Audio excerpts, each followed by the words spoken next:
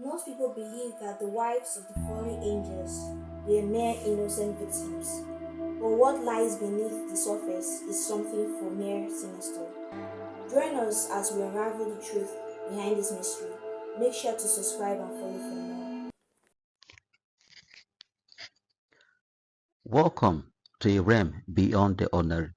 On this channel, we journey into the hidden secrets of the realms, both heaven and earth, unveiling ancient truth, spiritual mysteries, and the unseen forces that shaping our world.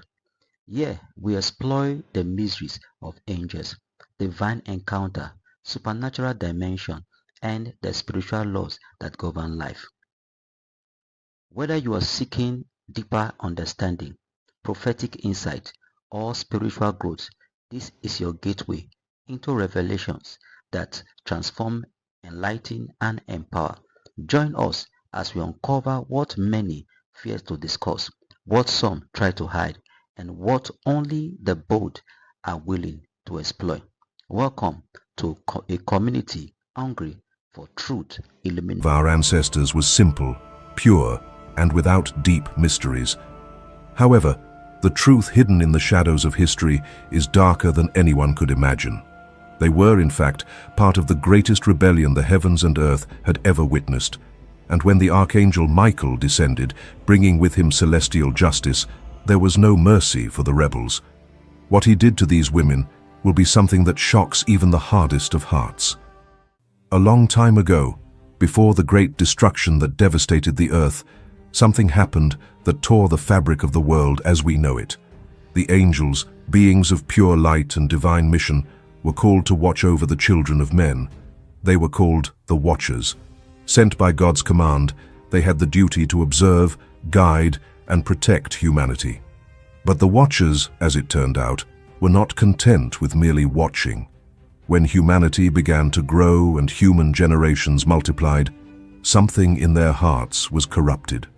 Among the creatures walking on the earth, the Watchers saw something they should not desire: women, and not just any women.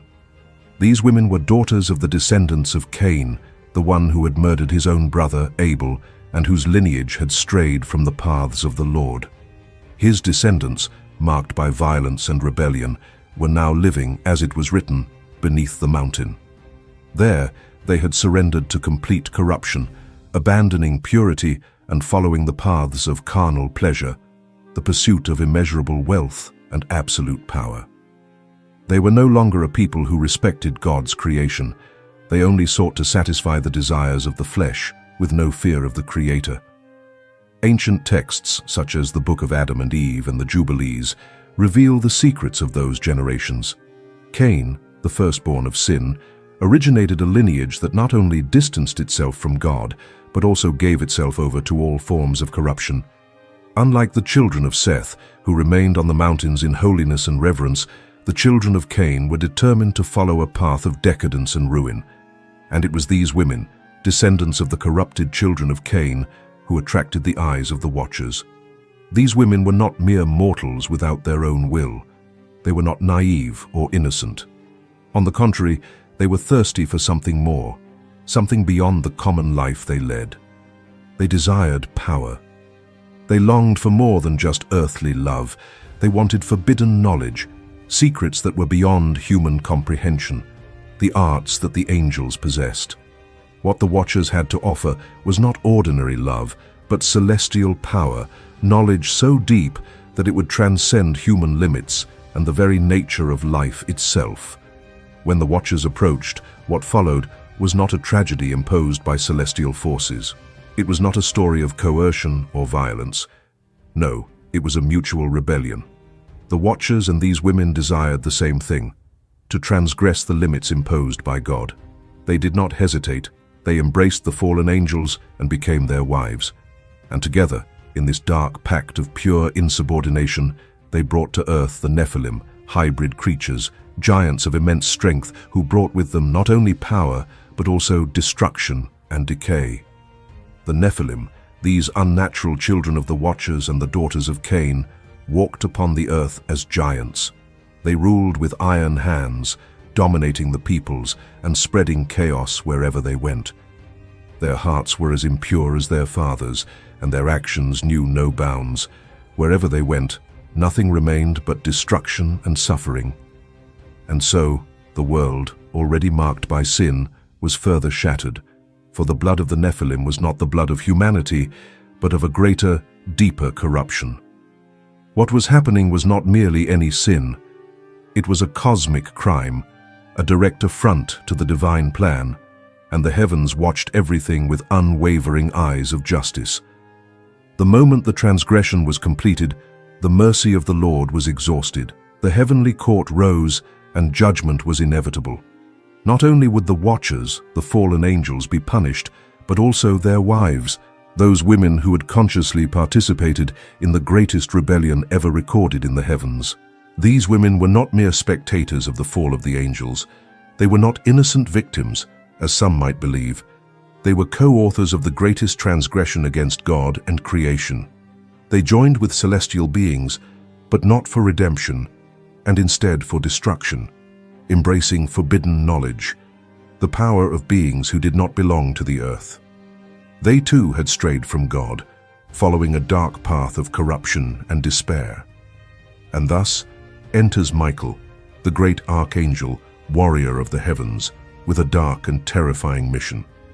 It was not only to imprison the watchers, but to deal with the women who had given birth to the Nephilim in a way that history, with all its attempts to soften the truth, would never dare to tell. What Michael would do next would not be merciful or kind. His actions would be devastating. The world, already teetering on the edge of chaos, would never be the same again. Before we can comprehend Michael's wrath, we must first understand the magnitude of the threat posed by the children of these women, the Nephilim. These beings were not mere giants. They were monsters, creatures of pure abomination. The moment those women accepted the Watchers in a pact of desire and corruption, it triggered a chain reaction that could not be contained. At first, to them, everything seemed like a blessing, a dream come true. Power, knowledge, and union with beings from another realm were deep and ambitious desires, and they accepted them with pleasure. These women were not helpless victims of a cruel fate. They seduced the angels, accepted the pact, and became part of a rebellion against God. Ancient texts, such as the Book of Adam and Eve, and more arcane Jewish traditions, reveal that these women were already corrupted. They were part of the lineage of Cain, whose descendants had long strayed from God. They did not pray for holiness. They did not cry out for forgiveness. On the contrary, they wanted the power the Watchers offered, longed for the transformation that union with the angels provided.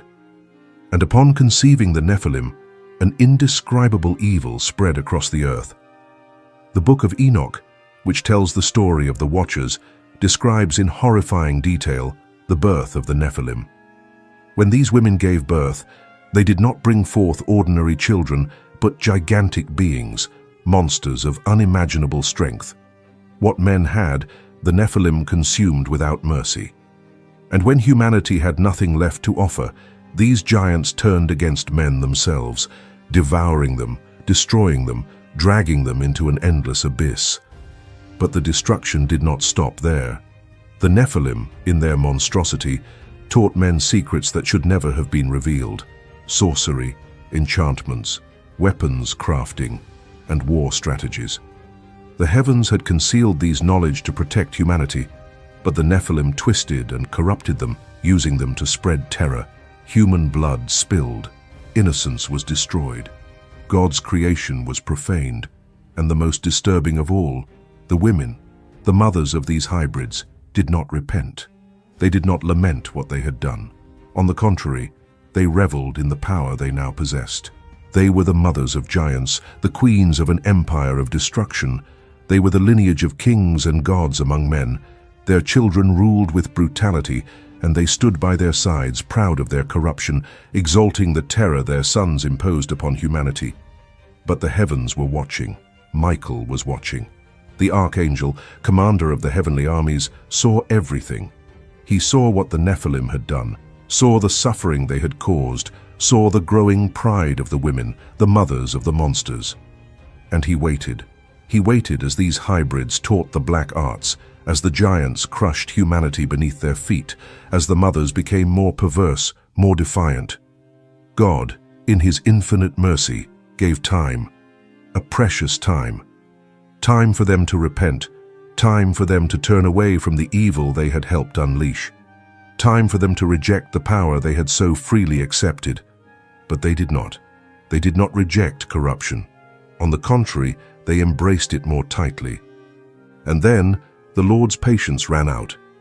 The measure of iniquity was full, and Michael received his command. Go, bind the watchers, judge the women, cleanse the earth. Mercy was gone.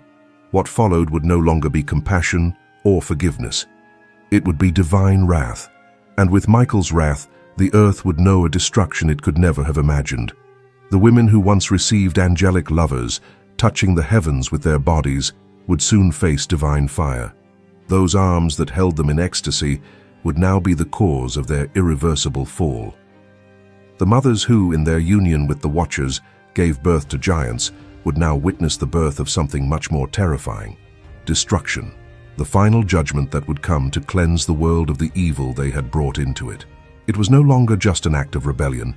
It was a profound and irreparable corruption. It was a corruption that transcended the limits of the flesh, invading the spirit and the cosmos. The nature of God, creation itself, was being profaned.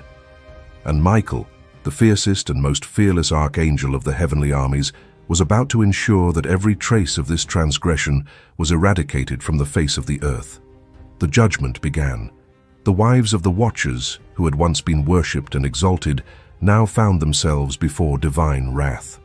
They, who had once been revered as the mothers of giants, venerated by angelic and mortal beings alike, now saw the heavens open against them and destruction descending upon their heads. The Book of Enoch recounts what followed. God sent his holy ones, the most fearsome and powerful angels, and leading them was Michael, not as a messenger of mercy, not as a bearer of peace, but as the executor of celestial justice. Go and proclaim to them, God said, that they will witness the destruction of their beloved. Bind them for 70 generations in the valleys of the earth. The judgment, as promised, first fell upon the Watchers, the angels who had rebelled and descended to earth to corrupt creation. They were bound, immobilized by invisible chains, and cast beneath deep mountains and desolate deserts, where their light and glory would forever fade. But the wives, the women who had given their bodies and souls to rebellion, were not forgotten. According to ancient traditions and the Book of Enoch, Michael did not imprison them as he did the Watchers.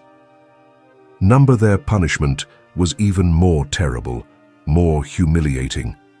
Michael ripped from them what they cherished most, the beauty they used to seduce the angels. That grace, that celestial light which made them so desired, was taken from them, leaving only ugliness and deformity. Their faces, once radiant, now became pale and twisted. Their names, which had once been revered and feared by the giants, became cursed, and those who once honored them now repudiated them. The books of the giants and other mystical Jewish texts reveal something even darker. Some of these women, after the judgment, did not find rest. They became cursed spirits, wandering the earth, tortured by their own conscience and deformed by God's wrath. Others, however, were simply erased from memory and existence, as if they had never existed, as if creation itself had forgotten them forever. But why such severity? Why such an extreme punishment? Because Michael knew what many still fail to comprehend. They were not innocent. They were not passive victims of fate. They had been co-creators of the rebellion, of the corruption that nearly destroyed the earth. They had chosen the divine beings, the fallen angels, instead of choosing the ways of the Lord.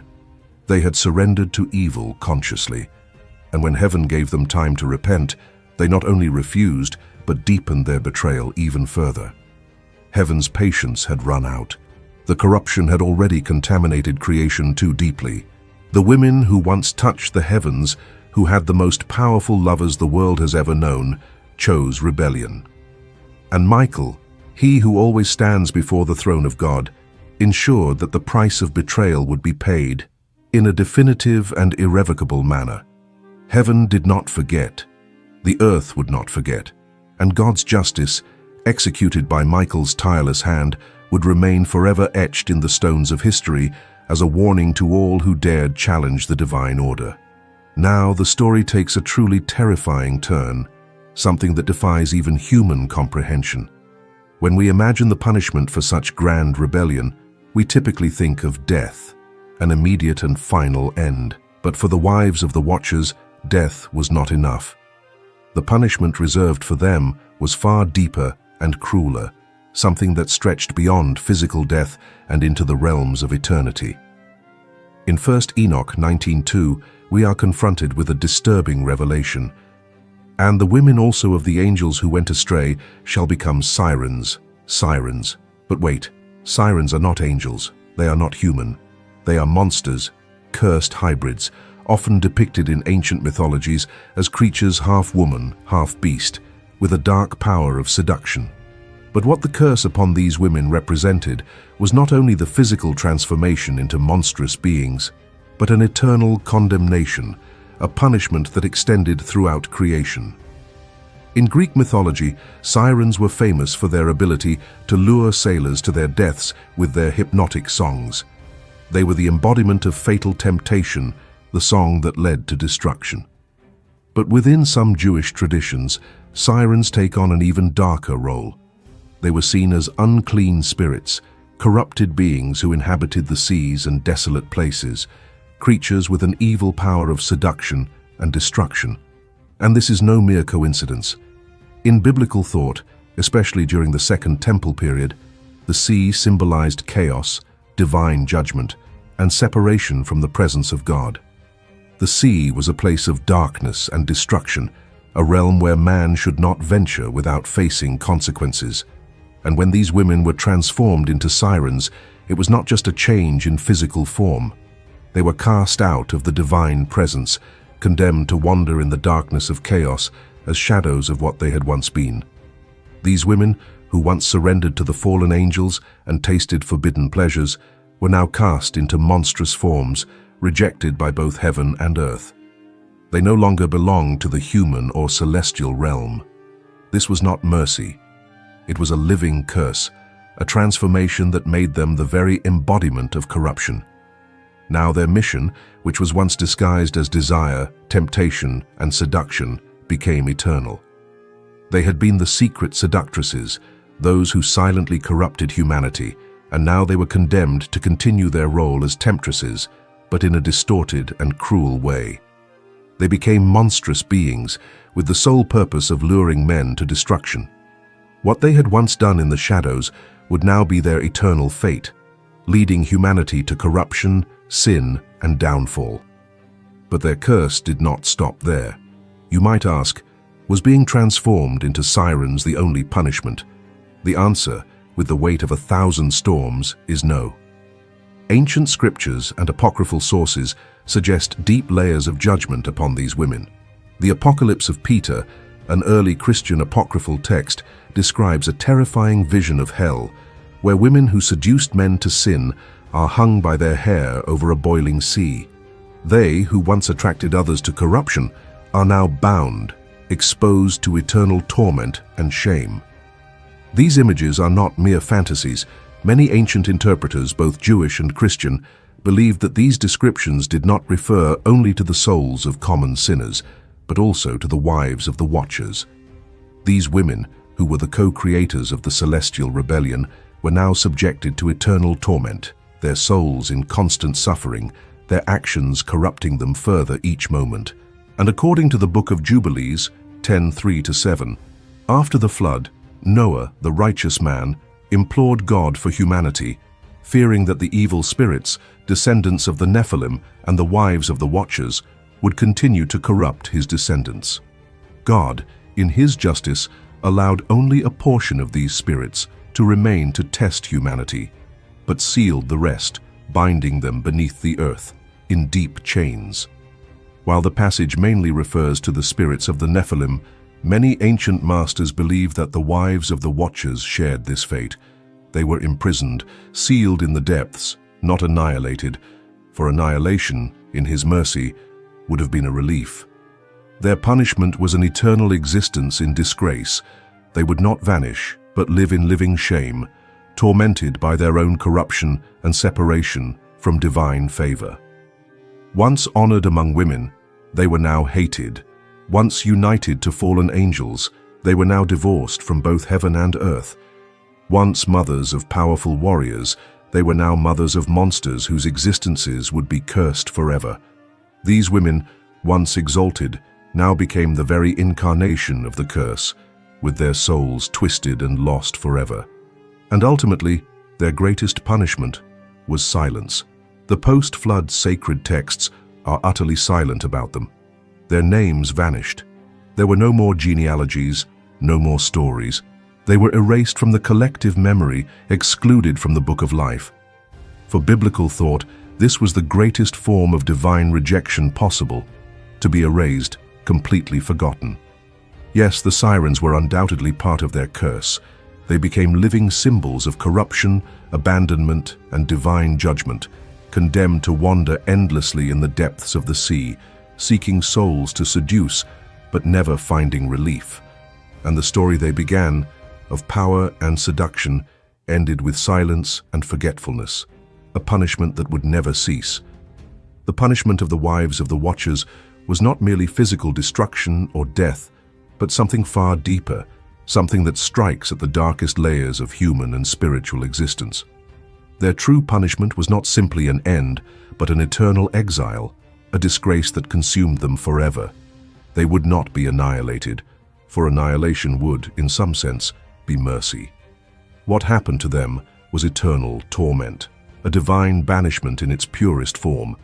But why such severity? Why was Michael's punishment and the celestial justice so relentless? The reason lay not in personal vengeance, but in something deeper, the preservation of God's creation itself. The balance that had been broken by the rebellion was not just an offense to heaven, it was a corruption of the very fabric of creation.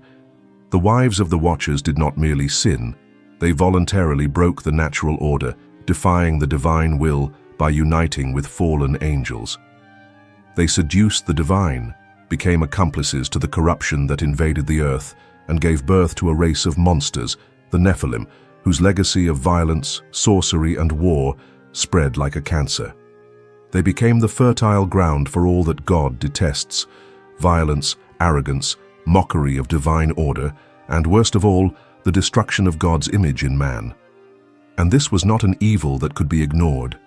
The corruption they helped create was something that, if left unchecked, would destroy all of creation. For Michael, the celestial prince, the one who stands at God's right hand, the great executor of divine decrees, mercy had already run out. Justice was no longer an option, it was a necessity, and the divine command was given. Destroy the descendants of the Watchers among men, and send them against each other, so that they destroy themselves in battle. Also bind the wives, so they no longer seduce humanity. This decree is implied in Enoch and expanded upon in Jewish oral traditions. Michael was not just the bearer of the heavenly sword, he led this terrible judgment. He oversaw the extermination of the Nephilim, the civil war among the giants, the plagues, and the famine that decimated those who had corrupted the earth. He also ensured the sealing of the evil spirits, so that they could no longer walk freely among men. But for the wives, the judgment was even more poetic, a sentence that deeply reflected the crimes they had committed. These women, who had seduced with beauty and temptation, became deformed beings. What they had used to attract the fallen angels was now the cause of their transformation into sirens. They were no longer beautiful, but monstrous. They were no longer desired, but rejected, cursed to attract, seduce, and deceive, but never to find satisfaction, honor, or power again. Their punishment was the curse of eternal contempt and constant torment. Miguel, as the executor of justice, ensured that each of their crimes was paid for justly, and with that, their story came to an end. There was no mercy, no redemption. There was only eternal silence. But you might ask, why does this matter now? This happened millennia ago. What does it have to do with us? The answer, although uncomfortable, is clear. Everything. Jesus gave us a terrifying prophecy that, in many ways, seems to be ignored in today's world. He said, "As it was in the days of Noah, so will be the coming of the Son of Man." But let's reflect a little more on those words. He wasn't just talking about wickedness or moral corruption. It wasn't just a warning against sin. Jesus was suggesting something much deeper, something dark and disturbing. In the days of Noah, the line between the divine and the human was broken. Evil spirits walked freely on the earth, and the world celebrated rebellion. Corruption wasn't just something moral or physical, but a true inversion of the divine order. And if we look around us today, we see that this line is once again blurring. Transhumanism, for example, seeks to merge man and machine, trying to reach immortality outside of God's plan. Artificial intelligence, with its synthetic consciousness, challenges the idea that life is a divine gift, not a human creation. Human-animal hybrids are being forged in laboratories, playing God, while nature and humanity are being distorted in ways that should never be. Once again, the line between the human and the divine is fading. Profane unions are celebrated, while everything that is divine and sacred is mocked and ridiculed. The rebellion that began in Eden, that took shape in the days of Noah, was not eradicated. It evolved, disguised itself, but continues to threaten creation. The Watchers may not have returned, but their spirit is back, once again seducing humanity to mix the profane with the sacred, to tear down the barriers that God has set between the realms. And the rebellious spirits? Those ancient demons, children of the Nephilim, never left. They continue to exist, whispering, tempting, warring against the righteous, the remnants of true humanity. And so, while the world celebrates freedom and innovation, the ancient mistakes repeat themselves, once again challenging the divine order and threatening the purity of creation. What happened in the days of Noah, the divine exile, and the corruption that took shape, might be closer than we think. The story of the Watchers and their wives did not end with the flood. It remains alive in every attempt to profane the divine and dismantle God's order. Here is the good news. Just as it happened before, Miguel will rise again. The Bible tells us there was war in heaven. Miguel and his angels fought against the dragon. Miguel is not only the executor of heaven, he is its protector. Just as he defeated the rebellion of the Watchers and their wives, just as he led the purification of the earth in the days of Noah, he will once again command the heavenly armies to defeat the final rebellion at the end of time. Therefore know, the wives of the fallen were not victims, they were accomplices in a cosmic betrayal, and when the judgment came, it was complete. Body, soul, and legacy, that same spirit of rebellion is still present in our world today. But so is Miguel, so is the heavenly decree, and so is the promise that when evil reaches its peak, heaven will not remain silent. Just as in the days of Noah, so will it be again. But this time the final battle will not take place in the shadows. Miguel will rise, and every rebel, whether spirit or flesh, will face the final judgment. Did you know this story, which is in the Book of Enoch and the Book of Jubilees? Leave your opinion in the comments. God bless, and see you soon.